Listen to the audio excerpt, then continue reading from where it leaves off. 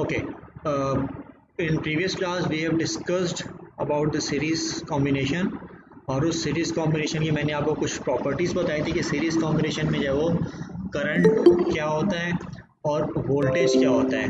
तो ये चीज़ें हमने डिस्कस की थी प्रीवियस क्लास के अंदर। इसके अलावा हमने ये भी डिस्कस किया था प्रीवियस क्लास में कि आपको जब इक्विवेलेंट रेजिस्टर है वो क्या होता है, और we have also find out the value of the equivalent resistance as well.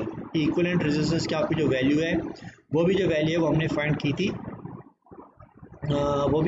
थी, यूजिंग एन इक्वेशन। उसकी पूरी हमने एक इक्वेशन ड्राइव की थी। और वी हैव टू रेजिस्टर्स, दो रेजिस्टर्स थे हमारे पास जो कि हमारे सीरीज़ में लगे हुए थे। उन दोनों रेजिस्टर्स की जो भी टोटल रेजिस्टेंस है, जो भी इक्विवेलेंट रेजिस्टेंस है, वो रेजिस्टेंस हमने फाइंड की थी यूजिंग सर्किट डायग्राम, और फिर उसके जरिए हमने फिर जो है वो उसकी पूरी डेरिवेशन की थी। So that was your series combination. Second type का आपको जो combination है that is your parallel combination. So today we will be doing parallel combination and we will discuss that what are the properties of parallel combination। और parallel combination में आपका जो equivalent resistance होती है, how can we find out that equivalent resistance, how can we find out that total resistance। Okay, सबसे पहले जब मैं एक सर्किट ड्रॉ कर लेता हूँ पैरेलल कॉम्बिनेशन का, ताकि आपको आइडिया हो कि पैरेलल कॉम्बिनेशन आपको बेसिकली होता क्या है। सो this is basically a resistor, this is your another resistor. So I have two resistors which are placed like this. So whenever I connect these two resistors,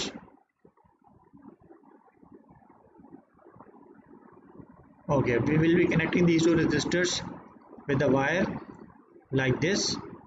ठीक है, इन दोनों resistor को आपने wire से कनेक्ट कर दिया, और फिर जो है वो यहाँ से आपने वायर कनेक्ट करके आपने यहाँ पे जो है अपना एमीटर लगा दिया। ठीक है, एमीटर इज़ नॉट नेसेसरी, ज़रूरी नहीं कि आप एमीटर लगाएं, आप चाहें तो एमीटर यहाँ से हटा भी सकते हैं। एमीटर मैंने सिर्फ यहाँ इसलिए लगाया है ताकि मैं फाइंड कर सकूँ ये आपके जो दोनों रेजिस्टर्स हैं, इन दोनों रेजिस्टर में से आपके जो टोटल करंट फ्लो कर रहा है वो कितना फ्लो कर रहा है। फिर मैंने यहाँ पे अपना एक स्विच लगा दिया, और फिर स्विच के साथ मैंने क्या किया, अपनी यहाँ पे एक बैटरी लगा दी, और फिर इसका जो बैटरी का दूसरा एंड है उसको मैंने यहाँ से आपस में कनेक्ट कर दिया। ठीक है, तो अगर आप देखें तो यहाँ पे आई हैव 2 पॉइंट्स हियर, ये इस वाले पॉइंट को जब मैंने पॉइंट ए कह दिया, और ये जो आपका दूसरा पॉइंट है इसको मैंने पॉइंट बी कह दिया। सो आई हैव 2 पॉइंट्स हियर।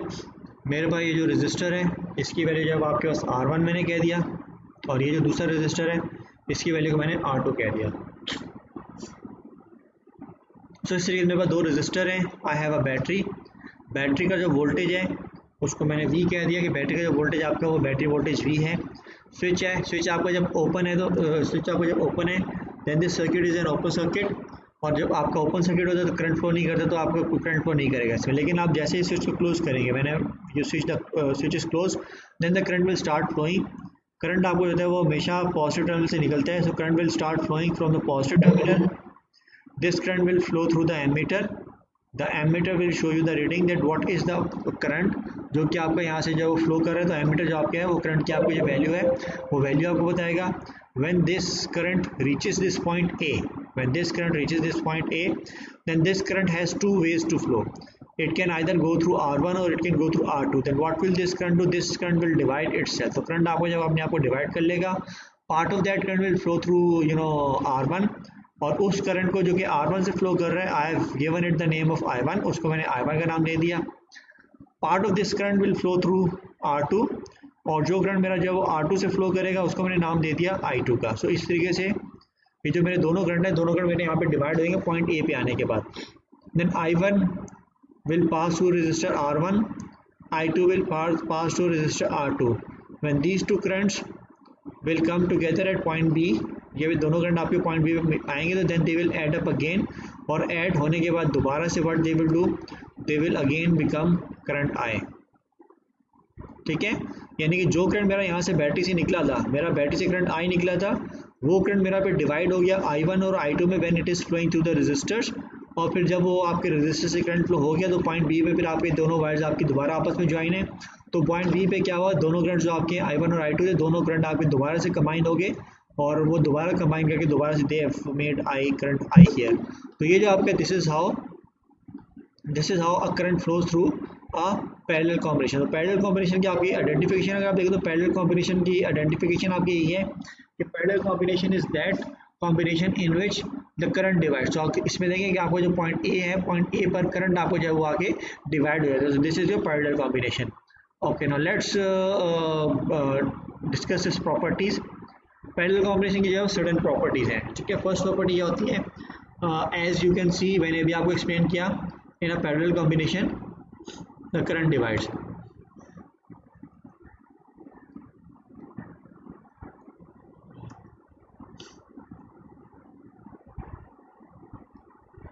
ठीक है, पैरेलल कॉम्बिनेशन में क्या होता है, करंट जो आपका होता है वो आपका डिवाइड होता है। तो इसमें देखें करंट आपका जो हुआ वो R1 में और R2 में करंट आपका डिवाइड हुआ, लेकिन आपका जो टोटल करंट है वो आपका सेम रहता है। अगर आपका करंट आपका डिवाइड हो जाए, I can write this equation that I is equal to I1 plus I2। इसमें I1 जो है that is the current flowing through R1 and I2 is the current flowing through R2। So this is your first property of a parallel combination. अच्छा, second property क्या parallel combination की, voltage remain same. ठीक है, parallel combination में आपका जो voltage होता है वो सेम रहता है। लेट सपोज कि अगर आपका जो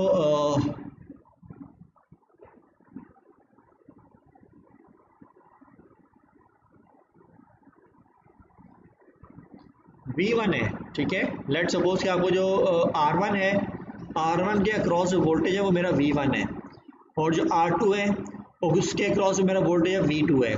तो ये जो V1 और V2 है that should be equal to V, और ये जो V यहाँ पे this V is your battery voltage. V जो आपका यहाँ पे ये बैटरी का वोल्टेज है। अच्छा, यहाँ पे वोल्टेज आपका सेम क्यों रहता है? वोल्टेज मैंने आपको last time when we were doing series combination तो मैंने आपको बताया था कि वोल्टेज जो बेसिकली आपका होता है वो होता है difference in energy of the two points. दो पॉइंट्स आपके होते हैं, उनके दरमियान एनर्जी का जो डिफरेंस होता है वो आपको देता है, that is called your voltage, that is called your potential difference. जब सीरीज कॉम्बिनेशन करे तो मैंने वहाँ पे I have 3 points here, R1 मेरे पास 3 पॉइंट थे, पॉइंट ए था, बी था और सी था। Point A I have the maximum energy, electron has the maximum energy.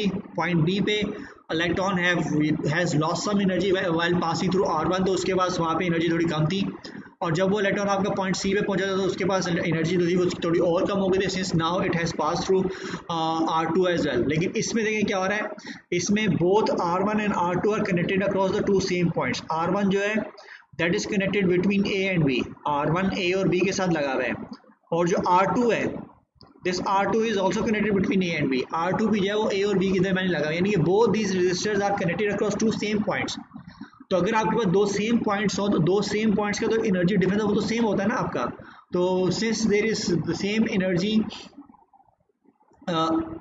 Energy of electrons at point A पे जो आपके इलेक्ट्रॉन्स आएंगे उनके पास जो एनर्जी है it has the same energy for R1 as well as for R2, और जो point B पे इलेक्ट्रॉन आपके गुजरने के बाद आएंगे they will be having same energy as compare to R1 and R2।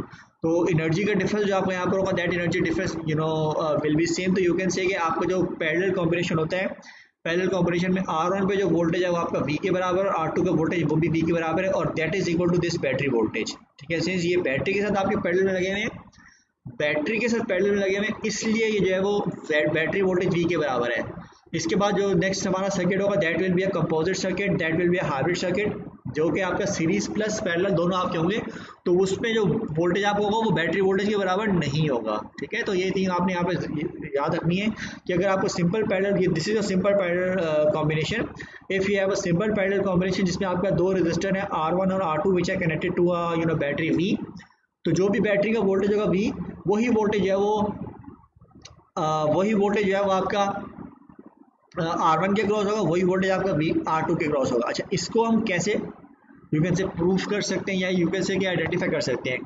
तो प्रूफ करने का मेथड ये है कि अगर आप voltmeter, if you take a voltmeter, अगर आप अपना एक वोल्ट मीटर लें और उस वोल्ट मीटर को आप यहाँ लगा दें, ठीक है, connect your volt meter across the across this battery. तो अब वोल्ट मीटर की मैं वायर यहाँ पे लगाऊँ या मैं वो वोल्ट मीटर की वायर को यहाँ पे लगाऊँ, ठीक है, मैं वोल्ट मीटर की वायर को यहाँ पे लगाऊं या वोल्ट मीटर की वायर को यहाँ पे लगाऊं, बात तो सेम है यार। ये तो सिंपल आपकी स्ट्रेट वायर है, और जो सिंपल आपकी स्ट्रेट वायर होती है उसकी कोई इतनी रेजिस्टेंस होती है, तो वहाँ पे तो वोल्टेज आपको कोई ड्रॉप करता नहीं है। सिमिलरली ये जो मेरी वायर है इसको मैं यहाँ लगाऊं या यहाँ लगाऊं, बात तो सेम है आपकी बात। आप इस वायर को यहाँ पे लगा सकते हैं, यहाँ कहीं पे भी आप लगा सकते हैं इस वायर को, you can place this wire anywhere. तो अगर आप इस वायर को यहाँ लगाने के बजाय यहाँ लगा देंगे तो बात तो वही हो जाएगी। सिमिलरली अगर इस वायर को आप यहाँ लगाने के बजाय यहाँ या यहाँ लगाएंगे तभी बात वही हो जाएगी। तो वोल्ट मीटर आप जब भी लगाते हैं तो अगर आप वोल्ट मीटर अपना यहाँ लगाएं या वोल्ट मीटर आप पॉइंट ए और बी के अक्रॉस लगाएं, यहाँ लगाएं वोल्ट मीटर जो मैंने यहाँ पे लगाया हुआ है, या फिर आप अपना वोल्ट मीटर यहाँ लगाएं, यहाँ पे you can place your voltmeter here as well. In both the situation you have the same voltage. जो बैटरी का यहाँ पे वोल्टेज होगा, same voltage will be represented by this voltmeter. तो ये जो वोल्ट मीटर है ये शो कर रहा होगा वोल्टेज जो कि इन दोनों रजिस्टर्स के साथ है, दोनों रजिस्टर। अगर आप वोल्टेज यहाँ पे वोल्ट मीटर भी लगाते हैं ना इस वायर के साथ भी तब भी you get the same answer. अगर आप यहाँ लगाएंगे तब भी you get the same answer. तो आपके पास जो वोल्टेज होता है, अगर आप प्रैक्टिकली इसको परफॉर्म करेंगे तो practically you will have the same voltage across all these resistors. तो आपके R1 और R2 में वोल्टेज सेम होगा, तो प्रैक्टिकली भी सेम होगा। So I am telling you theoretically कि आपका ये जो वोल्टेज होता है, अगर आप मेजरमेंट करेंगे इस वोल्टेज का using a voltmeter, then you will have the same voltage.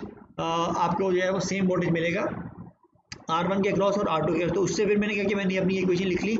V1 जो है that is the voltage across R1, V2 is the voltage across R2. Now since these two voltages are equal, so instead of representing them with two different symbols V1 and V2, मैंने इन सबको एक ही same symbol V से represent कर दिया। So that is your ये जो है आपका फिर वोल्टेज हो गया। तो वोल्टेज जो आपका होता है वो कांस्टेंट होता है। This is the second property of a parallel combination. अच्छा, इसके बाद हम क्या करेंगे, we will be driving its equation. So equation drive करने के लिए जो मेथड था हमारा वही वाला मेथड हम दोबारा से इम्प्लीमेंट करेंगे। What you will do, we will be using our Ohm's law. ठीक है, what was your Ohm's law? Ohm's law था आपका V is equal to IR। This was your Ohm's law. अगर मैं इसी फॉर्मूले को I के लिए चेंज करूँगा, ठीक है, क्योंकि मेरे पास ये जो इक्वेशन नंबर 1 है उस इक्वेशन में मुझे पास I गिवन है। तो अगर मैं इसको I के लिए चेंज करूँगा then I can write that I1 is equal to V upon R1। ठीक है, क्योंकि I अगर आप फॉर्मूले में ओम्स लॉ अगर आप रीअरेंज करें I के लिए, तो ओम्स लॉ को आप रीअरेंज करें I के लिए, तो I जो होगा that will be equal to V upon R। तो आपने इसको V अपॉन R1 कर दिया और I1 कर दिया। सिंस V कॉमन है तो इसलिए आपने V को V ही रहने दिया। सिमिलरली आप यूँ भी लिख सकते हैं कि I2 जो आपके है that is equal to V upon R2। इसको जो आपने V अपॉन R2 कर दिया। ठीक है, तो आपने ये फॉर्मूला अपना बना दिया। अच्छा, इसमें ये जो इक्वेशन है इसको मैंने ना इक्वेशन नंबर 1 कर दिया है, क्योंकि मैं अभी ये वैल्यू जो है वो इस इक्वेशन में पुट करूँगा। ठीक है, put using we will give this equation number 1, ये आपने कर दिया। उसके बाद फिर आपने क्या किया, now you will be putting these values in equation number 1। ठीक है, आप ये जो वैल्यूज हैं इन वैल्यूज का आप इक्वेशन नंबर 1 में पुट करेंगे।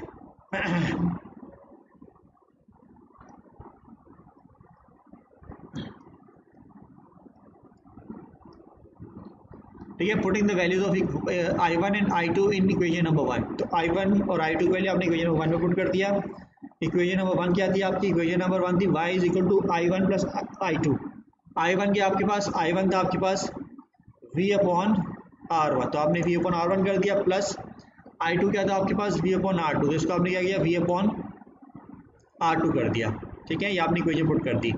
अब इसमें अगर आप राइट हैंड साइड में देखें तो V जो आपका वो V आपका यहाँ पे कॉमन आ रहा है, तो आपने V कॉमन ले लिया। सो दैट V आपने जब कॉमन लिया तो आपके पास क्या बच जाएगा, आपके पास बच जाएगा 1 upon R1 plus 1 upon R2। ठीक है, V आपने कॉमन ले लिया न्यूमरेटर से, तो V आपका यहाँ पे बच गया और आपका ये बच गया 1 अपॉन R1 बच गया प्लस 1 अपॉन R2 बच गया। अब ये जो V है ये भी आपका 1 upon R1 plus 1 upon R2 से मल्टीप्लाई हो रहा है। इसको आप जब इक्वल टू ये सब लेके जाएंगे तो ये क्या होगा, ये I से जाके डिवाइड होगा, तो आप इसको वहाँ जाके डिवाइड करें तो this will become I upon V is equal to 1 upon R1 plus 1 upon R2। ठीक है, आपने फॉर्मूला बना लिया। अच्छा,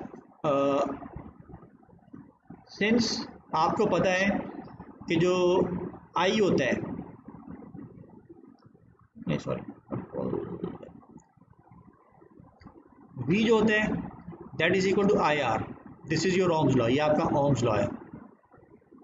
ठीक है, आई नीड दिस वैल्यू, मुझे चाहिए I अपॉन V। मैं कि I अपॉन V जो किसके बराबर होगा, तो फिर मैंने क्या किया, मैंने इस आई को जब उसके नीचे ले आया, जब मैं आई को इसके नीचे लेकर आऊँ तो क्या बन जाएगा, this will become V upon I. V upon I जो है that will be equal to R. V upon I R के बराबर है, इसी को मैंने रीअरेंज किया। अच्छा मेरे पास वी अपॉन आई नहीं है, I have I upon V. तो आई अपॉन वी करने के लिए मुझे इसको रिवर्स करना पड़ेगा। तो मैं जब इसको इन्वर्स करूंगा तो I can write that I upon V जो आपका है, I upon V that will be equal to 1 upon R. ठीक है, क्योंकि जब मैं इसको रेसिप्रोकल लूंगा, वी अपॉन आई का रेसिप्रोकल लूंगा, then I have to take the reciprocal of R as well. तो जब मैं आर का रेसिप्रोकल करूंगा तो this will become 1 upon R. So I will be having this equation I upon V that will be equal to 1 upon R. Now put this value of I upon V in equation number 2। ठीक है, ये मैंने equation number 2 कर दिया। So put this value of I upon V in equation number 2. So what will this become? This equation will become 1 upon R is equal to 1 upon R1 plus 1 upon R2। तो आपकी यहाँ पे equation बन गई 1 upon R is equal to 1 upon R1 plus 1 upon R2। अच्छा इसमें जो R है, ये जो आपका R है, this R is called your equivalent resistor। ठीक है, it is called your equivalent resistance, that is called your total resistance. ठीक है, इक्विवेलेंट रेजिस्टेंस, टोटल रेजिस्टेंस। तो ये सारे जो आपके हैं, ये सारे इसके जो नाम है, तो you can call it this thing. तो ये आपका जो इक्विवेलेंट रेजिस्टेंस हो गया। इक्विवेलेंट रेजिस्टेंस मैं आपको लास्ट क्लास में बता चुका हूँ कि आपके इक्विवेलेंट रेजिस्टेंस जो नॉर्मली क्या होता है। इक्विवेलेंट रेजिस्टेंस क्या होता है कि ये जो आपने यहाँ पे ये जो दो रेजिस्टर लगाए हुए हैं R1 और R2, both these resistors R1 and R2 can be replaced by a single resistor। यानी कि इसको मैं सिंगल रेजिस्टर से रिप्लेस कर सकता हूँ लाइक दिस। मैंने सिंगल रेजिस्टर लगा दिया और सिंगल रेजिस्टर के साथ मैंने यहाँ पे क्या किया, अपना एमीटर लगा दिया। फिर यहाँ पे मेरे पास स्विच हो गया, स्विच यूज़ कर लिया। स्विच के साथ मैंने क्या किया, अपनी यहाँ पे बैटरी लगा दी और फिर ये मेरा सर्किट बन गया। अच्छा तो ये जो मैंने इसको सर्किट इस तरीके से अपना बनाया है, ये जो मेरे पास रेजिस्टर है, this is called my equivalent resistor. ये मेरा इक्विवेलेंट रेजिस्टर आर कहलाता है। इस इक्विवेलेंट रेजिस्टेंस की जो वैल्यू है, that value can be found by using this formula. ये जो आपका फार्मूला है 1 upon R is equal to 1 upon R1 plus 1 upon R2। इस फार्मूले को यूज़ करके आप इस आर की वैल्यू निकाल सकते हैं।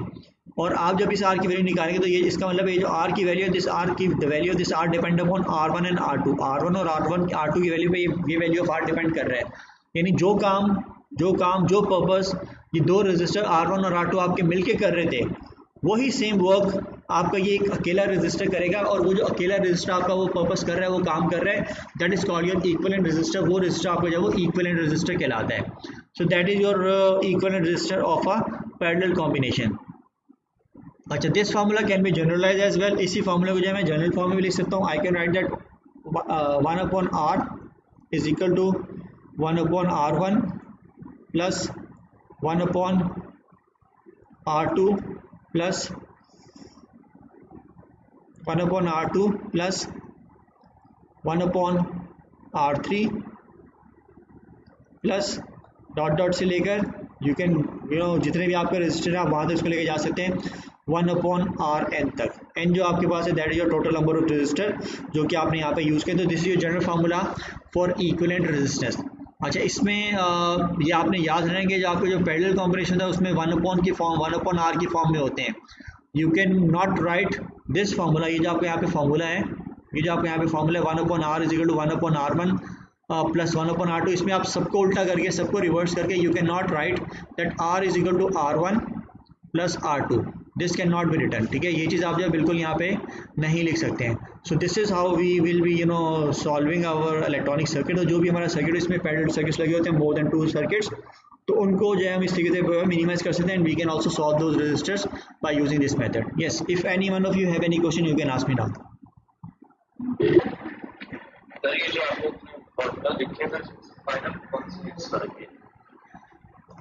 बेटा it depends that how many resistors in a circuit you are given, ठीक है। अगर आपको सर्किट में 2 रेजिस्टर्स गिवन है then you can use this formula जो कि मैंने यहाँ पे हाईलाइट किया हुआ है, जिसको मैंने सर्कल किया हुआ है, ठीक है। R is 1/R plus 1/R2। लेकिन if have more than 2 resistor, तो जितने भी आपके रेजिस्टर आप इस फार्मूले को वहाँ तक आप एक्सटेंड करते हैं। लेट्स सपोज अगर मेरे पास 4 रेजिस्टर हैं, then I can write that 1/R1 is equal to 1/R1 plus 1/R2 plus 1/R3 plus 1/R4। तो 4 रेजिस्टर के लिए मैंने क्या किया, इसी फार्मूले को मैंने 1/R4 तक एक्सटेंड कर दिया। अगर 10 रेजिस्टर हैं तो आप इसी फार्मूले को 10 रेजिस्टर तक आप एक्सटेंड कर देंगे। अगर आपका 50 है तो आप इसी फार्मूले को 50 रेजिस्टर तक आप एक्सटेंड कर देंगे, और सबके आपने रेसिप्रोकल जो है वो ऐड करने हैं, और इन द एंड फिर जो भी आपका आंसर आएगा उसको फिर आपने फर्दर रेसिप्रोकल करना होगा, ठीक है Umar.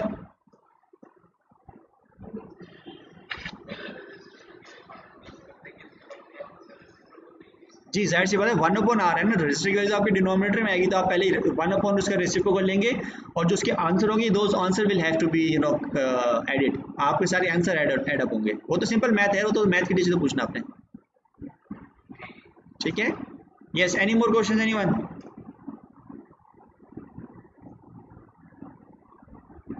No questions? Okay, so with this I think this chapter is also finished, so I'll be finishing this lecture right now. जिस बच्चे ने अपनी attendance नहीं दी है, write down your name in your in the chat box. I'll be taking your attendance, ठीक है। So if you have any question you can stay, otherwise you can leave now.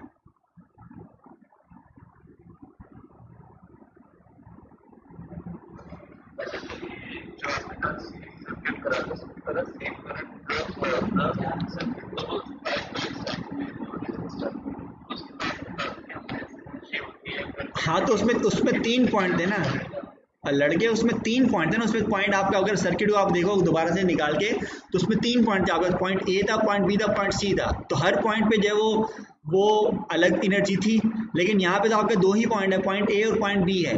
R1 भी point A और B के साथ लगा हुआ है, R2 भी और ए और बी के साथ लगा हुआ है। तो यहाँ पे जब सेम पॉइंट्स के साथ अगर आप देखोगे तो एनर्जी तो सेम होगी ना, तो इसलिए आपका यहाँ पे वोल्टेज सेम होगा पैरेलल में।